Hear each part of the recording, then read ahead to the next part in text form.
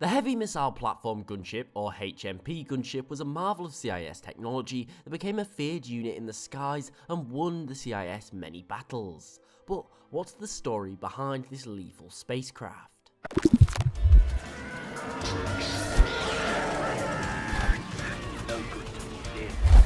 The HMP Gunship was co-created by two of the Separatists' most formidable insectoid manufacturers, designed mostly by the Geonosian weaponsmiths and produced by Bactoid Fleet Ordnance, the subsidiary of Bactoid Armour Workshop.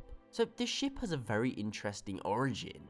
Now, the need for this type of gunship arose from the inability to deploy troops quickly across the battlefield. When deploying troops, they mostly had to rely on their heavy landing craft, meaning that they lost the element of surprise and were easily outmaneuvered by the Republic, particularly their far more agile LAAT gunships. Now, these gunships were very impressive for their time. Measuring only 12.5 meters long, 9.75 meters wide, and only 2.8 meters tall, they were a relatively small-sized ship, especially when comparing them to the far larger LAAT Republic gunships.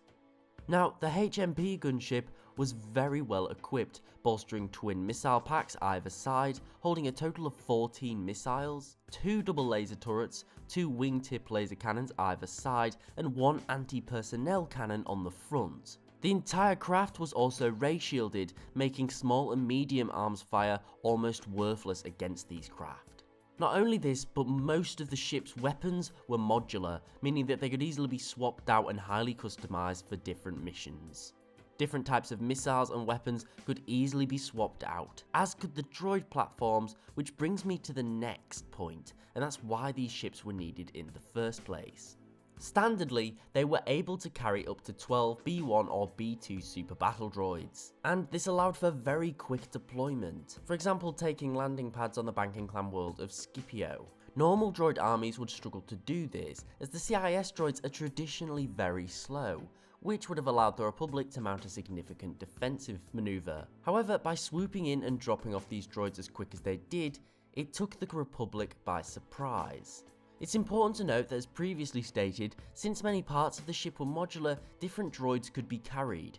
In one case, we see them carry 4 rocket troops. So who knows what other types of units they could potentially be set up to dispatch.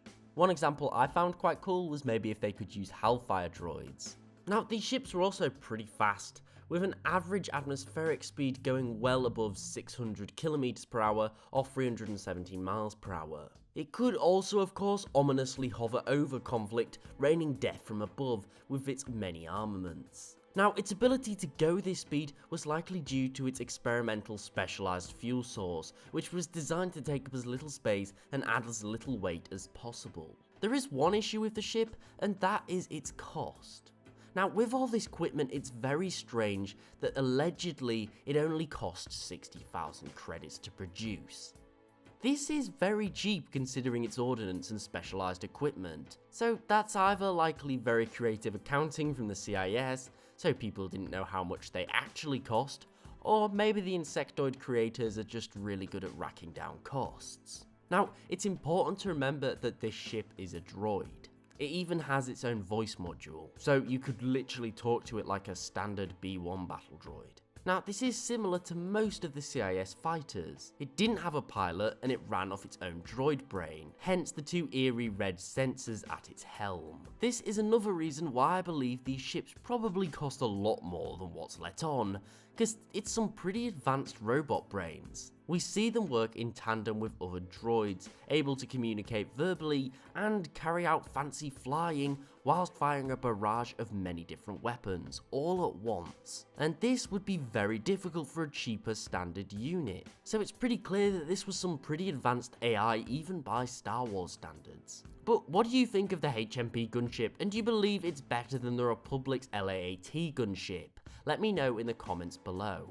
Thanks for watching. Please remember to like, share and sub, as it's really appreciated and it helps the channel grow. Also, don't forget to follow me on Twitter at @TheLoreGuy and tick the bell for regular updates. Again, I really do hope that you enjoyed this little lore video, but most importantly, thanks for watching and I'll see you next time.